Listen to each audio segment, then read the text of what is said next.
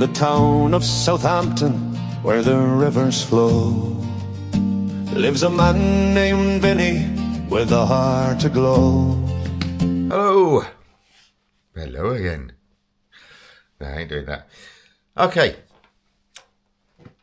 So, is it racist to expect someone moving to a country where that country has a different language to the one that you speak? Is it racist to be expected to learn that language if you want to settle in that country? My answer is no. And the reason I say that is it's from experience. Now, many years ago, I got an apartment in Bulgaria. I fully intended to move out there. So I spent a few summers out there working. I was working up in Sunny Beach, presenting karaoke shows and DJing, quiz nights, bingo nights, karaoke. Did I say that? I think I said that. And it was great because the majority of people in Sunny Beach were tourists who spoke really good, a lot of English people. And a lot of the people that worked in Sunny Beach, the Bulgarians, were the younger generation who had a very good command of English. And it was great. I loved it. I had a great time over there. I was very, very welcomed. You know, the Bulgarians were absolutely lovely to me. I was treated so well. And so I did consider moving over there. Now, the place that I was living was a little village called Ravda. And in the summer, it was absolutely rammed with tourists, English-speaking people, and all the young Bulgarians were working there, all had a good command of English. However, come the winter, everything changed because all the tourists went over to the ski resorts, like I think it's Bansko. I might have got the name wrong. Pronounced it's a long time ago. It might have been Bansko. Now, I was invited to go and work up there in ski resorts, doing what I do. But I didn't really fancy it because, I don't know why. I just didn't fancy it. Because I was earning enough money during the summer to see me through the winter time as well. The cost of living in Bulgaria is a lot cheaper than it is in the UK. So I figured that if I worked all summer, if I worked hard all summer, earned a decent amount of money, then during the winter I could just put my feet up, take it easy in my in my lovely 2-bedroom apartment with a sea view. Although admittedly you could only just see the sea between the rooftops of 2 houses that were opposite.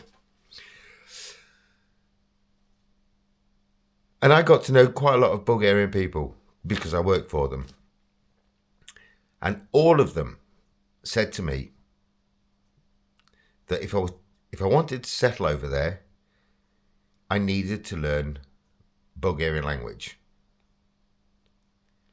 Now, at no point did I feel that these people were being racist towards me by telling me I needed to learn the language in order to be able to settle, integrate and communicate. And so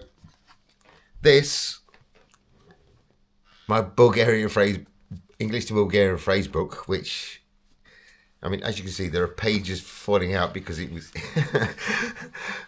it's so well used and so well relied upon. I kind of got by with that in the summertime when I was dealing with Bulgarians who didn't speak English. Pages are all even folded up. Seriously, it's that so well used. I relied on this so much.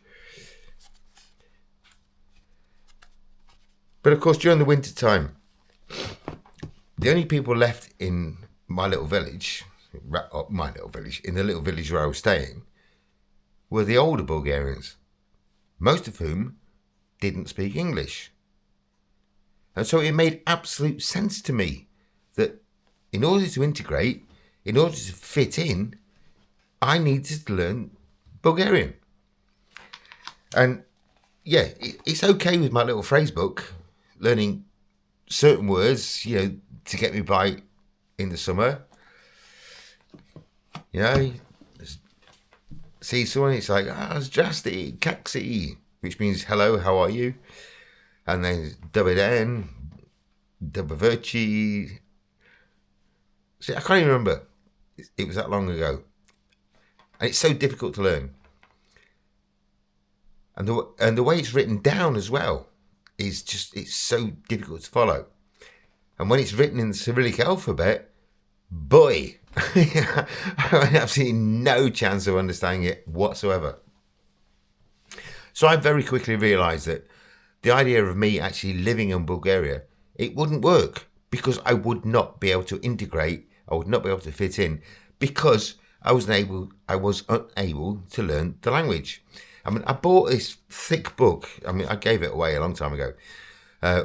It came with a couple of CDs. It cost me about 50 quid. And this was when I was over in Bulgaria. Bearing in mind that the cost of living over there is very, very much cheaper than it is in the UK. So 50 quid for a book with a couple of CDs is very, very expensive.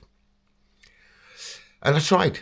I really, really did try to pick up the language, but there was absolutely no way I could. It wouldn't go in. Because it's not just learning the words, it's also about the pronunciation. Because in Bulgaria, a lot of words have a, you know, they make these weird sounds in their voice when they say, you know, and if you don't make that in the right place in a word, the Bulgarians, even though they know exactly what you're trying to say, they'll go, nope, don't understand you. Even though they know exactly what you're trying to say. You know, it's not like here, we've got pidgin English, if you like. So people will say a word, foreigners will come in, and they'll say something, and you know what they're trying to say, even though they're saying it wrong. And you can accommodate them. Bulgarians are different. Say even the slightest bit wrong. Say the word the slightest bit wrong, and they'll go, no. And they'll go, neresbrim. Except they don't, because even that's pronounced wrong. Neresbrim is, I don't understand. But that is not how it's pronounced. And I can't do the actual pronunciation of Neresbrim. Neresbrium. Because it's got in various places. And even when some Bulgarian guy was talking to me and I went, Neresbrium, he said, he said it back to me in the Bulgarian way. Like, oh, sorry, I don't understand what you just said. When I just said, I don't understand what you just said. So they're actually quite pedantic, which I don't blame them. And I very quickly realised that, yeah, me moving to Bulgaria, it wasn't going to work because I would not be able to fit in and integrate. And, I mean, there is one Bulgarian word that I was taught, which you will not find in that phrase book. And it turns out it's quite possibly the worst word you could actually say to a Bulgarian man. It's the worst insult. You might as well have murdered their family if you say this word to a Bulgarian man. Now, in England, we use the term wanker. Now, sometimes it's a joke. So you can say, oh, you're a wanker. So it's just a joke. Sometimes it can be aggressive. Oh, you're a wanker. Well, that wasn't aggressive, but you know what I'm saying.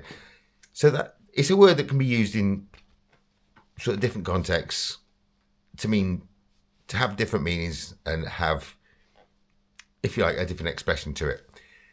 But in Bulgaria, the word for that just has one meaning and one meaning only. And it is the worst thing you could say to a Bulgarian man. And unfortunately, I actually said it to a Bulgarian man once. I was at a taxi rank in Sunny Beach. And I was talking to a taxi driver whose English wasn't very good. He was an old fella. And I was trying to explain to him that, you know, I wasn't a tourist, that I actually lived and worked in Bulgaria. So please don't charge me tourist prices for the cab fare. I mean, that's what I was saying to him. And he was insisting on charging me this certain amount to take me back to Ravda, which I knew was wrong, which I knew was inflated. And in the end, I went, oh, and I called him this word.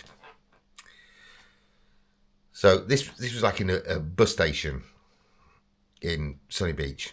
So I walked to the main road, and luckily, because I was working over there, you know, and I knew a lot of Bulgarians, I made a phone call and said, look, stuck in Sunny Beach, you know, any chance of a lift back to Ravda? My mate says, I'll send my lad. So as I'm waiting, I says, right, I'm waiting on the main road by the bus stop. And he says, okay, but it'll be a couple of minutes. So I'm waiting there. And while I'm waiting there, this cab came round, stopped right in front of me, young driver, and he said to me, he says, oh, you want to go to Ravda and you only want to pay X amount? He says, I'll take you. And I said, actually, no, it's all right, because I've got a mate turned up to pick me up. And as it was, the car turned up at that point. So I thanked the driver anyway for the offer, got into my mate's car, and we went back to his dad's bar, which was also in Sunny Beach, a place called Father Ted's. I was working there, actually. And got into Father Ted's, and I was talking to Misho, the boss, and I explained to him what had just happened, and I said what I'd said, and his eyes widened, and he went, "Did you really say that?" And I went, "Well, yeah."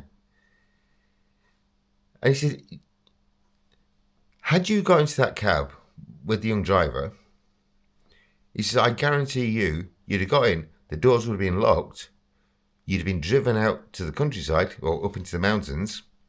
There'd have been a load of taxis behind, following, and you'd be dead now." He says, "You cannot say that to a Bulgarian man." He said, "You would be dead." And that haunts me, to be honest with you. You know, even to this day, when I think back on it, realise just how close I came to, what could have happened. And that's the thing with language. It is important. And so anyone that says it's racist to expect people moving to England to learn English is a fool. Because how else can one integrate, communicate, and become part of a community if you're not prepared or not able to speak the native language? As I say, I'm saying this from my own experience, and because of the fact that I tried, I really did try. I bought a book, like I say, with the CDs. I listened to the CDs. No, I just could not do it. As much as I tried, I just could not pick up this language. And I realised that no, there was no point in me moving to Bulgaria unless I moved over there and I just worked in the Sunny Beach in the summer and up in Bansko at ski resorts in the winter, where lots of people speak English. To actually settle there and live within the village where I'd chosen to live, I wouldn't fit in. I would not be able to communicate, and I wouldn't be happy. And so anyone that says asking a person who's moving to a country where they speak a different language to learn that language in order to integrate, anyone that says that the person saying that is racist is an idiot. And I'm telling you that from personal experience. Anyway, next. Vinnie King, the voice of the street.